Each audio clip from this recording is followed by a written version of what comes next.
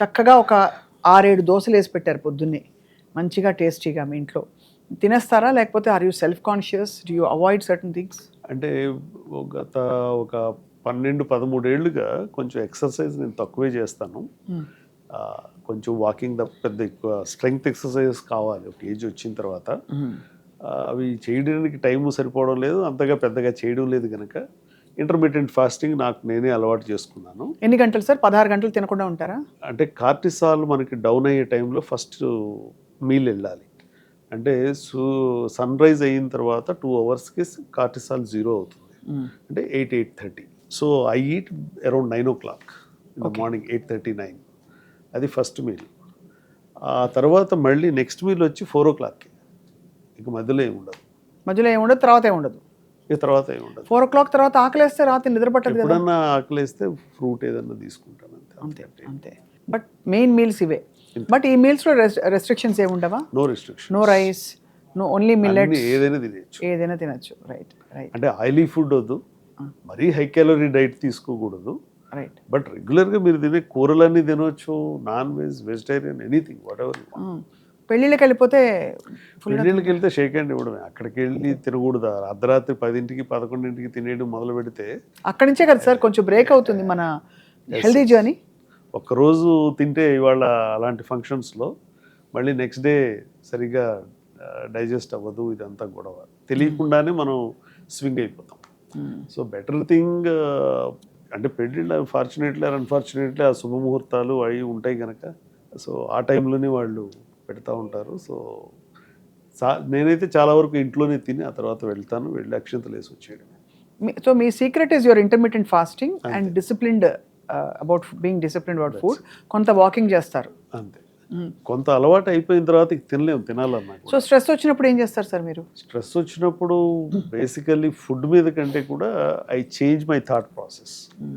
ఏదో ఒక బుక్ చదవడమో, లేకపోతే ఏదో ఒకటి వినడమో, లేకపోతే ఇప్పుడు సోషల్ మీడియా ఉంది కనుక రకరకాల థాట్ ప్రాసెసెస్ మనకి చేతిలోనే ఉన్నాయి కనుక ఎవరేం మాట్లాడుతున్నారో ఒకటి రెండు వింటూ ఉంటామో, లేకపోతే మన థాట్స్ మార్చుకోవడం అంతే. మనం అనుకుంటా సార్ గట్ సెకండ్ బ్రెయిన్ అని, అదే మన సెకండ్ బ్రెయిన్. మనకి ట్విన్నింగ్ అవుతోందిట. అంటే మన పర్సనాలిటీ మనం క్రియేట్ చేసేస్తుందంటట. మొత్తం AI is creating alter ego or whatever. True. Thought ప్రాసెస్ని చేంజ్ చేసుకోగలిగితేనే స్ట్రెస్ కాంపోనెంట్ తగ్గుతుంది ఎవరికైనా. అవును, కరెక్ట్. ఇప్పుడు హై స్ట్రెస్లో ఉన్నా నేను, ఇప్పుడు సర్జరీ ఈజ్ ఆల్సో స్ట్రెస్. ఒకసారి స్ట్రెస్ ఇది చేసేసే ముందుగా ఏ ఆలోచన ఉండదు మాకు, కానీ చేసేసిన తర్వాత బాగా అలసిపోయినట్టు ఉంటే కనుక దాన్ని థాట్ ప్రాసెస్ చేంజ్ చేయడం కోసం అని చెప్పి జస్ట్ వి బ్రౌజ్. కానీ ఎక్కువసేపు దీన్ని ఇప్పుడు ఇది కూడా చాలా ప్రాబ్లం అయిపోతుంది. ఇప్పుడు రాత్రిపూట చాలామంది అప్పుడే న్యూస్ చూడటం కానీ, అప్పుడే బ్రౌజ్ చేయడం కానీ, రకరకాల ఛానల్స్లోకి వెళ్ళిపోతున్నారు. ఎంతసేపు మీరు స్క్రీన్ టైం పెట్టుకుంటే అంత ఇన్ఫ్రారెడ్ రేస్ డైరెక్ట్గా స్టిమ్యులేట్ చేస్తాయి. మెలటోనిన్ తగ్గుతుంది. మెలటోనిన్ లేకపోతే నిద్ర రాదు, కార్టిసాల్ పెరుగుతుంది. ఇది తగ్గడానికి మళ్ళీ 2-3 గంటలు పడుతుంది. అంటే రాత్రి 12-1 గంట అయిపోతుంది. ఎంతసేపు బ్రౌజ్ చేస్తే, సపోజ్ ఒక 1 అవర్ బ్రౌజ్ చేస్తే మీకు ఇంకో 1 అవర్ దాకా నిద్ర రాదు. అర్థమైంది. సో ఇవన్నీ మన లైఫ్ స్టైల్ అడిషన్స్. మనం ఎన్హాన్స్ అయ్యి టెక్నాలజికలీ ముందుకెళ్తున్నాం అనుకుంటున్నాం, కానీ మన ఆరోగ్యం చాలా ఇంకా గాజుపదునుగా తయారైంది. బేసికల్ నేను అనుకోవడం స్ట్రెస్సే కారణం. అది మనం అనుకున్న వాల్యూ సిస్టమ్స్ మారిపోవడం.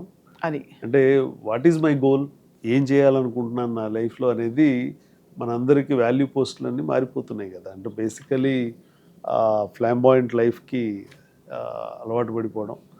సో పిల్లలు కూడా సైకిల్ ఉన్నవాళ్ళు, బైక్ ఉన్నవాళ్ళు, కారు ఉన్నవాళ్ళు ఇంకా పెద్ద కారు, ఇవన్నీ అయిపోతే ఇంకేదో ఆట, ఇలా రకరకాలుగా గోల్ పోస్టులన్నీ మారిపోతున్నాయి ఎప్పటికప్పుడు. అది ఏంటి, ఆలోచించి గోల్ పోస్ట్ మార్చట్లేదు, జస్ట్ పియర్ ఇన్ఫ్లుయెన్స్. అదే కదా, పక్క వాళ్ళు ఏం చేస్తున్నారు దానికంటే మనం బాగా చేద్దాం అనేటువంటి కాంపిటీషన్లో ఈ గోల్ పోస్ట్లో మనం మార్చుకున్నప్పుడు దాని గురించి సారాంశం తెలియదు. ఇప్పుడు మీరు మంచి యాంకర్గా ఉన్నారు ఇన్ని సంవత్సరాల నుంచి, so you know how to handle the guest.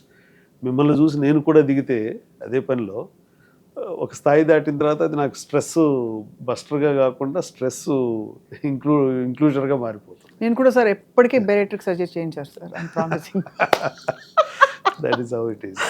No, I understand your point, sir. Definitely, I think stress, humor in life and understanding that, అంటే ఆ ఫిలసాఫికల్ యాటిట్యూడ్ ఉంటేనే ఇవాళ రోజుల్లో మనం బతికి హ్యాపీగా ఉన్న రోజులు హ్యాపీగా ఉండగలుగుతాం. 100 సంవత్సరాలు కాదు, దట్ ఈస్ ఎన్ని సంవత్సరాలు ఉన్నా కూడా. That's what quality of life is more important. Right, more than anything. Yeah, doctor Krishnamohan గారు, I think it's very enlightening talking to you sir. And అలాగే మా సుమన్ టీవీ ప్రేక్షకులకి మీ పేరు మీద స్టార్ట్ చేసే మా ఛానల్లో ఎప్పటికప్పుడు మిమ్మల్ని సంప్రదించి బోల్డ్ విషయాలు all about food, life style, wellness, mental health అన్నీ తెలుసుకుంటాం. క్రెడిబుల్ ఇన్ఫర్మేషన్ మా ప్రేక్షకులకి ఇస్తాం అనుకుంటున్నాం. థ్యాంక్స్ అండి. Thank you so much for your valuable time. నమస్కారం సార్. Thank you.